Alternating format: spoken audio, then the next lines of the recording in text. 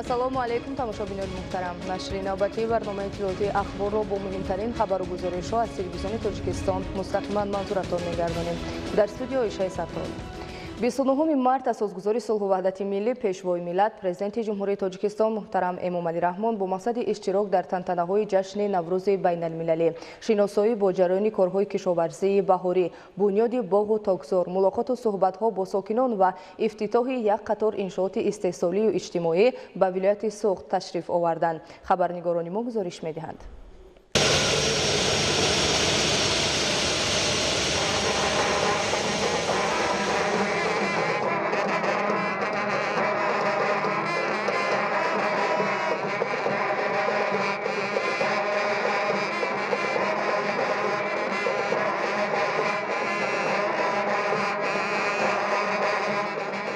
дар фурудгоҳи байналмилалии Хуҷанд президенти ҷумҳурии Тоҷикистон муҳтарам Эмомалӣ Раҳмонро раиси вилояти Суғд Раҷаббой Аҳмадзода ва дигар шахсони расмӣ истиқбол гирифтанд.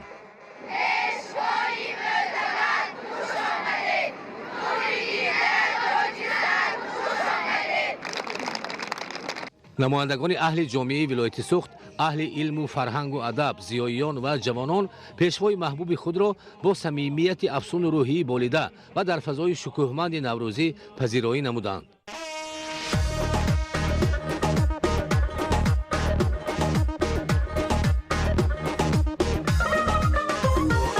خوش آمدید پیشوا بر سوی باستانی، بر بوستانی خرم، بر گلشنی جوانی. پرنور گشت نوروز از هر کدومی مهمان، آمادگی به فردا در عرصه جهانی.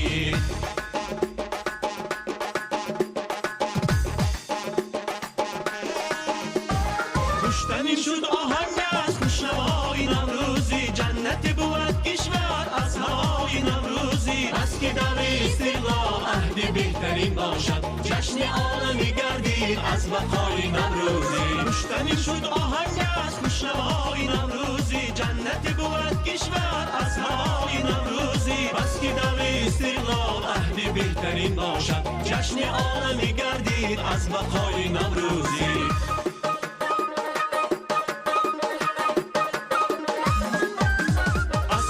شرف مانده است آسودگی دوران، نوروز جهانی شد از فتح و فریح رحمان. گوییم مبارک باد از ثق در این میدان، در عرصه نصرت ها پیشوای مکرم را. خوش آمده پیشوا فرسود باستانی، بر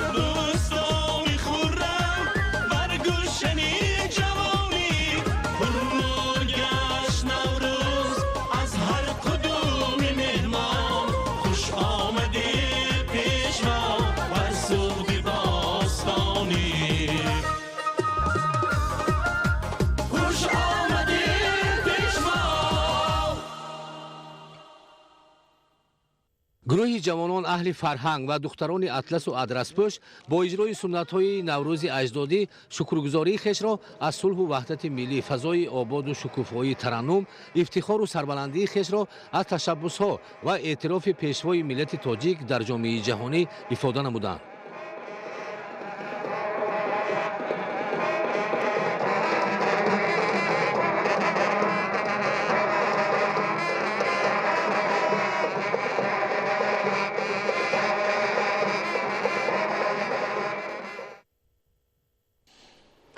асосгузори сулҳу ваҳдати миллӣ пешвои миллат президенти ҷумҳурии Тоҷикистон муҳтарам Эмомалӣ Раҳмон нахуст дар шаҳри Гулистон ба фаъолияти фабрикаи паррандапарварии ҷамъияти дорои масъулияти маҳдуди Ганҷи Сомон оғози расмӣ бахшиданд. Фабрикаи паррандапарварии ҷамъияти дорои масъулияти маҳдуди Ганҷи Сомон дар доираи тадбирҳои вобаста ба амалисозии ҳадафи чоруми стратегӣ саноати кунонии босуръати кишвар аз ҷониби соҳибкори ватанӣ Саид Қурбонов бунёд ва мавриди баҳрабардорӣ қарор гирифт. Дар корхона 4 иншооти паррандапарварии усули бройлерӣ бо истифода аз таҷҳизоту технологияи муосири соҳа бо харҷи беш аз 2 миллион сомонӣ сармояи мустақими соҳибкорӣ сохта муҷаҳҳаз карда шудааст. Ба пешвои миллат муҳтарам Эмомалӣ Раҳмон иттилоъ доданд, ки дар фабрика дар як марҳила 50 000 сар паррандаи гӯштӣ парвариш меёбад. Тибқи технология ва қоидаҳои ветеринарӣ, ҷӯҷаҳои зоти бройлерӣ давоми то 45 рӯз ба ҳисоби миёна аз 2 то 2,5 килограмм вазн мегиранд ва барои забҳу истеҳсоли гӯшт омода мешаванд. Иқтидори фабрика истеҳсоли дар як марҳила 100 тонна ва дар як сол 400-500 тонна гӯшти парҳезии парранда мебошад. Яъне соҳибкорони ҷамъияти ганҷи сомон дар таъмини бозори дохилӣ бо гӯшти парҳезӣ саҳми арзанда мегузоранд. Дар фабрикаи паррандапарварӣ ҷараёни технологӣ пурра автоматӣ буда танзими ҳарорати дохили мурхонаҳо, тозакунии ҳаво, додани обу ғизо, иҷрои қоидаҳои зооветеринарӣ, санитариву беҳдоштӣ тавассути технологияи компютерӣ ва усули пешрафта амалӣ карда мешавад. Дар корхонаи нави паррандапарварӣ 20 нафар бо ҷои кори доимӣ таъмин шуданд. Музди миёнаи меҳнати коргарону мутахассисон 1500 сомонӣ буда. муассис нақша дорад аз ҳисоби даромади минбаъдаи корхона музди меҳнатро боз баланд бардорад. тибқи нақшаи дурнамо соҳибкорону мутахассисони ҷамъият марҳилаи дуюми фабрикаро дар минтақаи саноатии шаҳри Гулистон бунёд хоҳанд намуд. Президенти ҷумҳурии Тоҷикистон муҳтарам Эмомалӣ Раҳмон ба ташаббуси соҳибкори ватанӣ баҳои баланд дода изҳори боварӣ намуданд, ки дар муҳлати наздик ин корхонаи паррандапарварӣ марҳилаи дуюми он ва корхонаи хӯроки омехтаи чорвою парранда, ки фаъолият дорад, якҷо ба як комплекси калону муосири паррандапарварӣ табдил меёбад. Сарвари давлат ба соҳибкор дастуру маслиҳат доданд, ки инкубатори чӯҷабарорӣ, коргоҳҳои забҳи парранда, коркарду бандубасти гӯшти парранда, анбор сардхона сохта дар минбаъда комплекси мукаммали парвариши парранда ва истеҳсолу то ба истеъмолкунанда расонидани гӯшту маҳсулоти гӯштии аълосифати паррандаро таъсис диҳанд. Дар ҳамин ҷо Президенти ҷумҳурии Тоҷикистон муҳтарам Эмомалӣ Раҳмон бо намоиши маҳсулоти корхона шинос шуданд. Дар гӯшаи намоишӣ тухми инкубатсионии паррандаи зоти бройлерӣ, 9 намуди маҳсулоти гӯшти парҳезии парранда дар бандубасти ҷолибу хосакӣ дар ҳамкорӣ бо корхонаҳои паррандапарварию коргоҳҳои бандубасти соҳа омода гардиданд. Ҳамчунин анвои хӯрокаи парранда ва нақшаҳои истеҳсолию тиҷоратии корхона барои ояндаи наздик муаррифӣ гардид. зимни шиносоӣ бо намоишгоҳ ба соҳибкорону мутахассисон ва масъулони соҳа дастур дода шуд, ки ин ва дигар корхонаҳои паррандапарварӣ дар пойтахти мамлакат шаҳри Душанбе, маркази шаҳру ноҳияҳо, фурӯшгоҳҳои фирмавӣ ва тарабхонаву ошхонаҳои таомҳо аз гӯшту маҳсулоти гӯшти парранда таъсис диҳанд. 29 март асосгузори сулҳу ваҳдати миллӣ пешвои миллат Президенти ҷумҳурии Тоҷикистон муҳтарам Эмомалӣ Раҳмон дар шаҳри Гулистони вилояти Суғд ба фаъолияти корхонаи паррандапарварии мурғи бебаҳо ва сардхонаи замонавӣ оғози расмӣ бахшида бо шароити кории он шинос шуданд. 29 март асосгузори сулҳу ваҳдати миллӣ пешвои миллат Президенти ҷумҳурии Тоҷикистон муҳтарам Эмомалӣ Раҳмон дар шаҳри Гулистони вилояти Суғд ба фаъолияти корхонаи паррандапарварии мурғи бебаҳо ва сардхонаи замонавӣ оғози расмӣ бахшида бо шароити кори он шинос шуданд.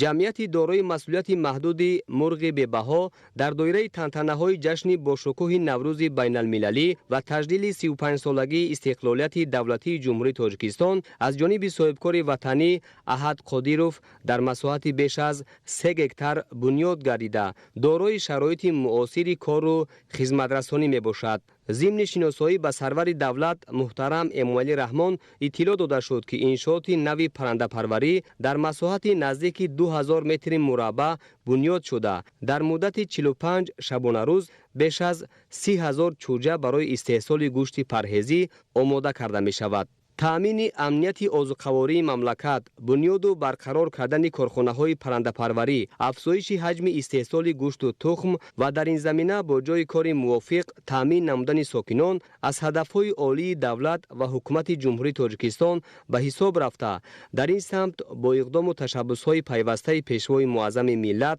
муҳтарам Эмомалӣ Раҳмон ва саҳми соҳибкорони ватанӣ тадбирҳои шоиста амалӣ мегардад. бо мавриди истифода қарор гирифтани корхона 12 нафар сокини шаҳри Гулистон бо ҷои кори доимӣ ва маоши хуб таъмин шуданд. дастгоҳу таҷҳизоти корхона ҷавобгӯи талаботи стандарти кишварҳои пешрафтаи ҷаҳонӣ буда, ҳавои дохили иншоот бо истифода аз таҷҳизоти махсус, мунтазам ва ба таври автоматӣ тоза нигоҳ дошта мешавад. корҳои сохтмонӣ дар иншоот соли 2019 оғоз гардида, дар он 25 нафар сокини маҳаллӣ бо ҷойи кор ҷалб шуданд. корхона имкон дорад ки дар як сол дар ҳаҷми зиёда аз 300 тонна гӯшти мурғро барои коркард омода ва ба корхонаҳои истеҳсолӣ пешниҳод намояд. то имрӯз дар шаҳри Гулистон 9 корхонаи паррандапарварӣ фаъолият менамуд. бо таъсиси 2 корхонаи нав аз ҷумла ҷамъияти дорои масъулияти маҳдуди Ганҷи Сомон ва корхонаи паррандапарварии мурғи бебаҳо шумораи корхонаҳо ба 11 адад баробар гардид. дар ҳамин ҷо ба президенти мамлакат маҳсулоти корхона аз қабили гӯшту тухм ва хӯроки парранда намоиш дода шуд. тавре иттилоъ дода шуд, дар моҳҳои январ феврали соли 2023 аз ҳисоби корхонаҳои паррандапарварии шаҳри Гулистон беш аз 11 миллион дона тухм ва 330 тонна гӯшти мурғ истеҳсол гардидааст ки ин нишон дод нисбат ба ҳамин давраи соли 2022 зиёд мебошад. пешвои миллат муҳтарам Эмомалӣ Раҳмон дар идомаи боздид аз намоиши маҳсулоти корхона масъулонро ҷиҳати бунёди корхонаҳои нави паррандапарварӣ, афзоиши ҳаҷми истеҳсоли гӯшту тухм ва таъмини бозори дохилӣ бо маҳсулоти хушсифати ватанӣ вазифадор намуданд. дар оянда дар шафати корхонаи паррандапарварӣ бинои забҳхона, иншооти нави таъмин бо дастгоҳҳои муосири чӯҷабарорӣ яъне инкубатор ва дигар иншооти ёрирасон бунёд карда мешавад. мавриди зикр аст ки дар давоми солҳои охир соҳаи паррандапарварӣ дар мамлакат ба таври бесобиқа рушд намуда, соҳибкороне ки дар ин самт фаъолияти истеҳсолӣ менамоянд аз ҳама намуди пардохтҳои андозиву гумрукӣ озод мебошанд. дар шафати корхонаи мазкур бо саҳми соҳибкор ҳамзамон бинои сардхона баъд аз навсозӣ мавриди истифода қарор гирифт. иншоот барои захира ва нигоҳдории 3000 тонна маҳсулоти кишоварзӣ ва маҳсулоти гӯштӣ пешбинӣ шуда, дар ин замина 8 нафар сокини маҳаллӣ бо ҷойи кор таъмин гардиданд. бинои сардхона дар масоҳати 768 метри мураббаъ ҷойгир буда, дар он барои мӯътадил нигоҳ доштани ҳавои дохили иншоот 7 таҷҳизоти замонавӣ насб гардидааст ки ин тадбир ҷиҳати беталаф нигоҳ доштани дилхоҳ маҳсулоти зудвайроншаванда дар тамоми фасли сол мусоидат менамояд. мавриди зикр аст ки иншоот дар ҳудуди шаҳри Гулистон аввалин буда дар оянда дар доираи тадбирҳои созанда шумораи чунин сардхонаҳои замонавӣ афзун мегардад.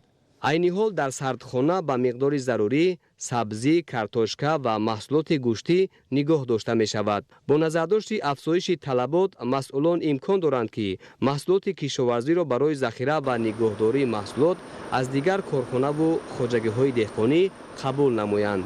бо мақсади рушди соҳаи боғу токпарварӣ ва дар оянда таъмини бозори истеъмолӣ бо меваю сабзавоти тару тозаи кишоварзӣ дар як қисмати ҳудуди корхона боғи нави мевадиҳанда бунёд гардидааст ки дар он ниҳоли дарахтони бодом, гелос ва зардолу шинонида шудааст.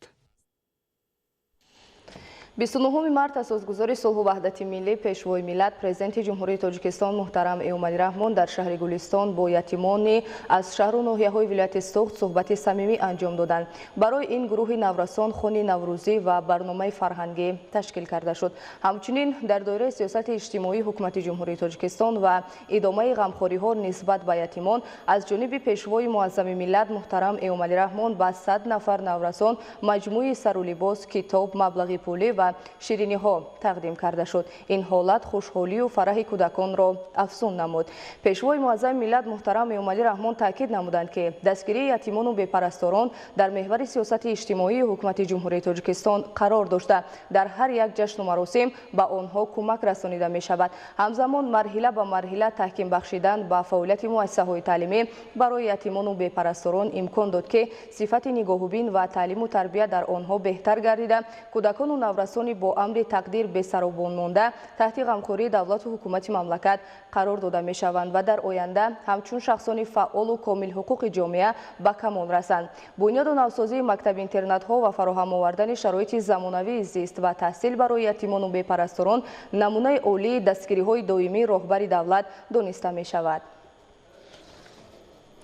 29 март асосгузори сулҳу ваҳдати миллӣ пешвои миллат президенти ҷумҳурияи тоҷикистон муҳтарам Эмомалӣ Раҳмон дар маркази шаҳри Гулистон бинои муассисаи давлатии таълимии томактабии рақами 4 ба номи Баҳорро ифтитоҳ намуданд. 29 март асосгузори сулҳу ваҳдати миллӣ пешвои миллат президенти ҷумҳурии тоҷикистон муҳтарам Эмомалӣ Раҳмон дар маркази шаҳри Гулистон бинои муассисаи давлатии таълимии томактабии рақами 4 ба номи Баҳорро ифтитоҳ намуданд. бинои кӯдакистони Баҳор дуошёна буда баъди таъмиру навсозӣ дар доираи тантанаҳои ҷашни Наврӯзи байналмилалӣ ба истифода дода шуд. иншооти нави соҳаи маориф бахшида ба ҷашни 35-солагии истиқлолияти давлатии ҷумҳурии Тоҷикистон бо дастгирии ҳукумати мамлакат навсозӣ гардидааст.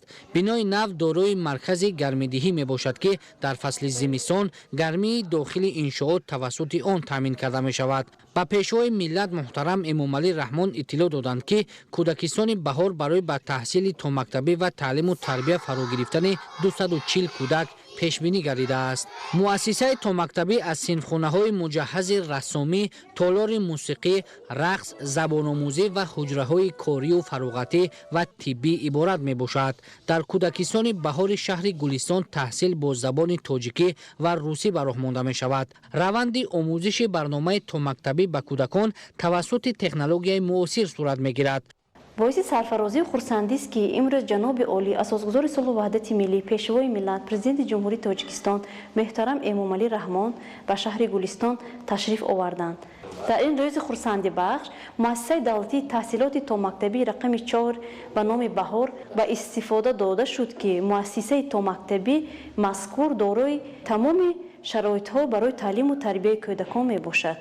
мо мураббиён ва кормандони соҳаи маориф миннатдории худро ба асосгузори сулҳу ваҳдати миллӣ пешвои миллат муҳтарам Эмомалӣ Раҳмон мерасонем. бо назардошти шароити муосири таълим ки бо истифода аз тахтаҳои электронӣ амалӣ карда мешавад, дар маҷмӯъ 8 гурӯҳи кӯдакон ба тарбия фаро гирифта мешаванд.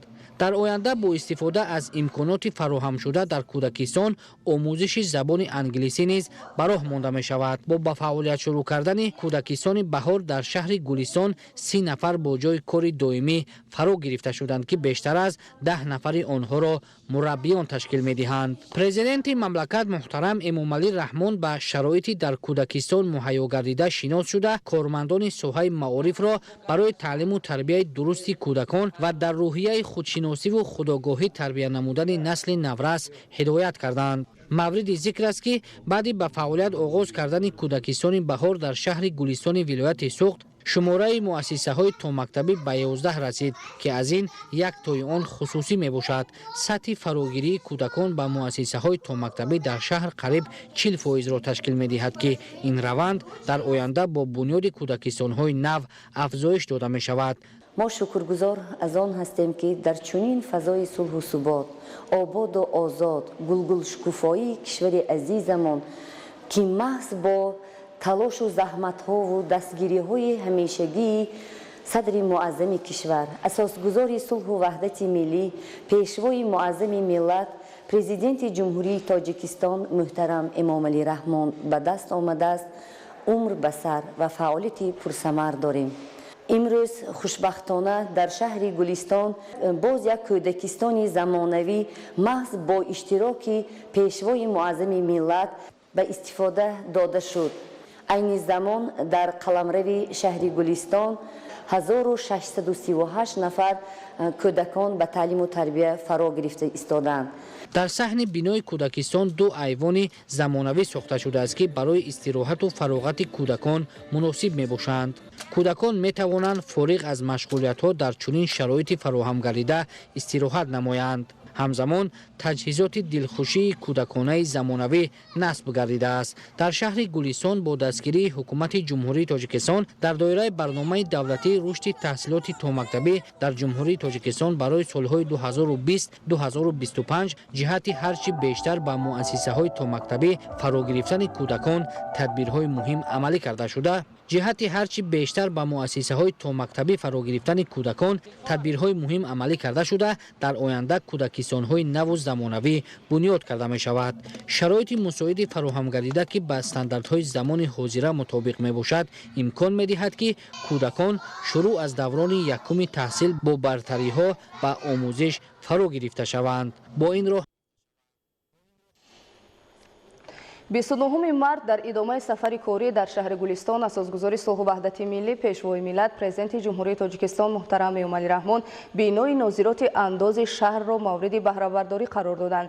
масоҳати бино 0/116 гектарро ташкил дода, фармоишгари иншоот кумитаи андози назди ҳукумати ҷумҳурии Тоҷикистон мебошад. дар асоси лоиҳа иншооти навбунёд аз таххона ва 3 ошёна иборат буда бо тарҳи зебо ва унсурҳои муосири шаҳрсозӣ бунёд шудааст. дар ошонаи якуми бино шуъбаи хизматрасонӣ ба шахсони ҳуқуқӣ, бахши ташкили андозбандии шахсони воқеӣ ва бахши ба ҳисобгирии даромадҳо ҷойгир мебошад. дар ошонаи дуюм ва сеюми маҷлисгоҳ бо 80 ҷойи нишаст, ҳуҷраҳои корӣ, маъмурият, толори баргузории видеоконфронсҳо бо 20 ҷойи нишаст ва дигар ҳуҷраҳои ёрирасон ҷой дода шудааст. бинои нозироти андози шаҳри Гулистон дар доираи нақшаи чорабиниҳо ба истиқболи 35-солагии истиқлолияти давлатии ҷумҳурии Тоҷикистон сохта шудааст. ба президенти мамлакат муҳтарам Эмомалӣ Раҳмон иттилоъ доданд ки дар бинои нозироти андози шаҳри Гулистон барои зиёда аз 30 нафар ҷойи нишаст кории мувофиқ фароҳам оварда шудааст. насби дастгоҳу таҷҳизот ва барномаҳои муосири соҳавӣ имконият медиҳад ки шаффофияти фаъолияти нозироти андоз дар раванди бақайдгирӣ ва пардохти андозҳо таъмин карда шуда, иҷрои чунин хизматрасониҳо бидуни таъсири омилҳои инсонӣ ва бо сарфаи вақт пешниҳоду гирифтани маълумот оид ба фаъолияти молиявию уҳдадориҳои андозсупорӣ анҷом дода мешавад. пешвои миллат муҳтарам Эмомалӣ Раҳмон пас аз шиносоӣ бо шароити корӣ дар бинои нозироти андози шаҳри Гулистон ба кормандони соҳа аз наздик суҳбати озоду самимӣ анҷом дода, онҳоро ҷиҳати баландбардоштани хизматрасонӣ ба андозсупорандагон, саривақт ба қайдгирии шахсони воқеии ҳуқуқӣ, таъмин намудани шаффофияти маблағҳо ва ба ин восита ғанӣ гардонидани бюҷети давлатӣ дастуру супоришҳои мушаххас доданд. акнун соҳибкорон имкон доранд ки бо истифода аз шабакаи интернет эъломияи худро электронӣ пешниҳод намоянд, санадҳои муқовисавӣ тартиб диҳанд, ҳисобварақаи худро аз назар гузаронанд, бо санадҳои меъёрии ҳуқуқии қонунгузории андоз ки дар сомонаи кумитаи андоз ҷойгир карда шудааст, бевосита шинос шаванд. асосгузори сулҳу ваҳдати миллӣ пешвои миллат президенти ҷумҳурии Тоҷикистон муҳтарам Эмомалӣ Раҳмон ба ноҳияи Бобоҷон Ғафурови вилояти Суғд ташриф оварда дар кооперативи тиҷоратии хоҷагии ҷамъовавӣ ба номи Турсунбой Қушатов ки кишоварзонаш дар истифодаи самараноку оқилонаи замин ва парвариши зироату истеҳсоли маҳсулоти кишоварзӣ таҷрибаи ғанӣ доранду ҳамасола дар фаровонии бозори истеъмолӣ саҳми назаррасу шоиста мегузоранд, бо раванди бунёди боғҳои нав шинос шуданд. боғи нави кооперативи мазкур 11 гектарро ташкил дода, соли равон асосан дар ҷои боғоти кӯҳнаи зардолу ки бо гузашти бештар аз 25 сол аз самар боз монда буд, бунёд карда шудааст. аз ин нишондод 4 гектари онро боғи интенсивии себу шафтолу ва 7 гектари дигарро боғи зардолу ташкил медиҳад. пешвои миллат муҳтарам Эмомалӣ Раҳмон дар кооперативи тиҷоратии хоҷагии ҷамъовавӣ ба номи Турсунбой Қушатов бо умеди сарсабзӣ ва фаровонҳосилӣ дар боғи навбунёди интенсивӣ ниҳоли дарахтони мевадиҳанда шинониданд ва зимни суҳбат бо боғдорон ва дигар кормандони соҳаи кишоварзӣ таъкид намуданд ки ҳангоми бунёди боғҳои нав ба дурустии интихоби мавзеъ барои парвариши ниҳол, бештар бунёд намудани боғоти ҳосилаш ба содирот нигаронида шуда, истифодаи талу теппаҳо ҷиҳати афзун намудани майдони боғот ва ба инобат гирифтани маслиҳати олимони соҳа таваҷҷӯҳи бештар равона карда шавад.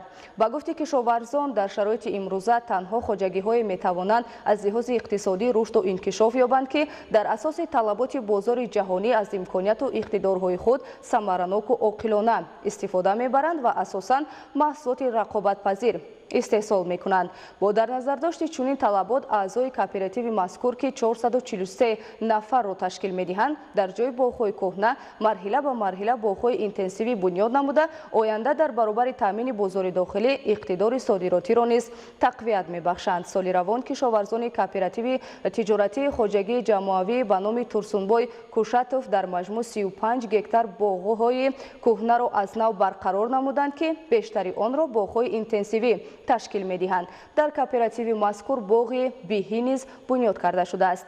باغ‌های اینتنسیوی نظر به باغ‌های عنعنوی از لحاظ اقتصادی بیشتر منفعت آور بوده در مملکت سال‌هاست که تجربه شده است و در ظرف 3-4 سال به حاصل می‌دارند. سرور دولت محترم ایومالی رحمان مسئولان کооپراتیو تجارتی خواجگی جمعوی به نام ترسونبای کوشاتوف را وظیفه‌دار نمودند که من بعد میدان باغ‌های اینتنسیوی و سوپر اینتنسیوی را زیاد نمایند. در این صورت حجم صادرات میوه می افزاید و برابر این ساکنان با جای کار تامین می شوند. در مجموع کооپراتیو تجارتی خواجگی جمعوی به نام ترسونبای کوشاتوف 1050 گکتار باغ و تاکزار موجود بوده. اینچنین در 1119 گکتار زمین کشت و پرورش زراعت گوناگونی کشاورزی از قبیل گندم، جو، کارتوشکا، پخته و خوراک چاروا به راه مانده شده است. در ولایت سوغ در دایره تطبیق برنامه‌های دولتی باغداران و تاکپروران به دستاوردهای نظررس نائل گردیدند. زیاد نمودن میدان باغ‌های نو در ولایت اساساً دوام 5-6 سال اخیر با وجود آمده است. از جمله سال 2022 در شهر و ناحیه‌های ولایت سوغ طبق دورنما بنیاد 230 گکتار باغ و تاکزاری نو پیش بینی گردیده بود، اما در این دوره بنیاد باغ و تاکزار نظر به نقشه پیش بینی شده قریب 4 برابر زیاد اجرا گردید. یعنی سال گذشته در خواجگی‌های دهقانی و کارخانه‌های کشاورزی ولایت 890 گکتار باغ و تاکزاری نو بنیاد کرده شد. از میدان عمومی باغ‌های بنیاد شده 148 گکتار باغ اینتنسیوی می باشد. حالا در ولایت 73000 گکتار باغ و 13467 گکتار تاکزار موجود است. خواجگیداران ولایت سال گذشته با وجود سردی‌های اول فصل بهار که به حاصل باغات تاثیر منفی رسانید 124477 تن میوه از جمله 55847 تن زردآلو و 38429 تن سیب استحصال نمودند. طبق معلومات سال روان در همه شکل‌های خواجگیداری شهر و ناحیه‌های ولایت سوغ زیاد از 2000 گکتار باغ و تاکزار زمانوی بنیاد کرده شده است. پرزیدنت مملکت محترم ایومالی رحمان ضمن صحبت با خواجگیداران ابراز داشتند که تنها با مهنت حلال و صافدلانه و استفاده مقصدناک زمین ما می‌توانیم به تطبیق همه‌جانبه یکی از هدف‌های استراتژی حکومتی مملکت تامین امنیت عضوقواری کامیاب شویم و با این راه سطح زندگی مردم را بهتر و خوبتر نموده اقتدار صادراتی مملکت را نیز تقویت بخشیم.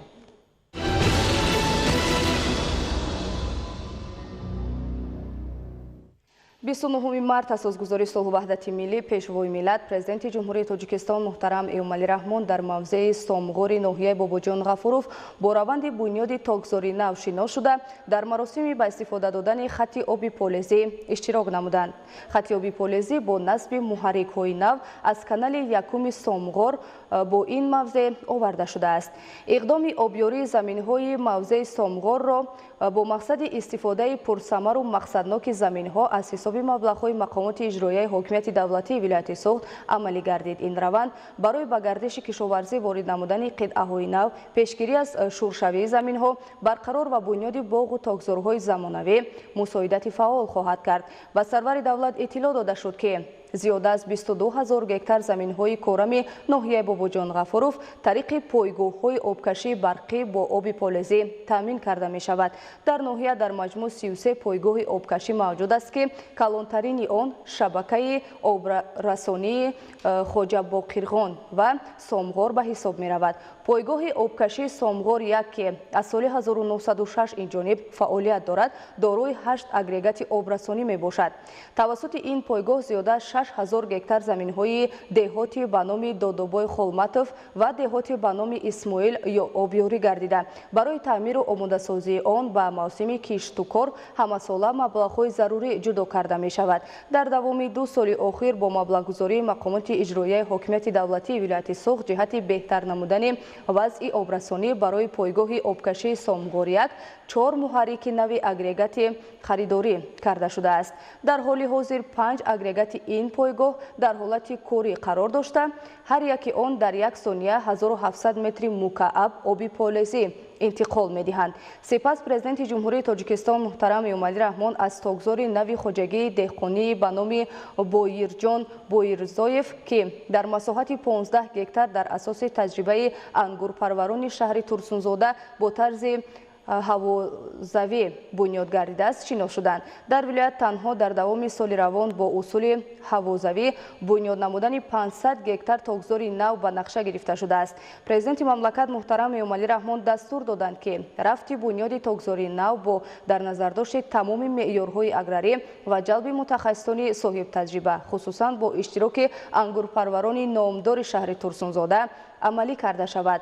Дар тогзори нави хоҷагии деҳқонӣ ба номи Боирҷон Боимирзоев то имрӯз 4200 бех ниҳоли ангур, асосан навъҳои серҳосилу ба содирот нигаронида шуда шинонида шудааст ва хоҷагидорон ният доранд, ки масоҳати боғи ангурро ба 100 гектар расонанд. Барои амалӣ намудани ин иқдом қаблан мутахассисони соҳаи боғдории вилояти Суғд ба шаҳри Турсунзода рафта таҷрибаи бӯи ангурпарваронро аз худ карданд. ҳамзамон роҳбарону саҳмдорони хоҷагиҳои деҳқонии ватан ва боғи сомони шаҳри Турсунзода, ки дар парваришу истеҳсоли ангур таҷрибаи ғанӣ доранд, дар вилояти Суғд хусусан ноҳияи Бобоҷон Ғафуров чунин маротиба роҳу усулҳои бунёди тогзорҳои ҳавовазиро амалӣ ва кишоварзон нишон доданд. Ҳадаф аз роҳандозии ин тадбир амалан хубтару беҳтар омӯзонидани нозукиҳои бунёди тогзор буда, ба ин восита барқарор ва васеъ кардани боғоти ангур дар вилоят мебошад. Истифодаи босамари таҷрибаи мазкур имкон медиҳад, ки дар оянда истеҳсоли ангур зиёд гардида содироти он ба хориҷи мамлакат бештар карда шавад. бинандагони гиромӣ, нашри навбатии барномаи иттилоотии ахбор ба анҷом расид. Хайр, саломату сарбаланд бошед.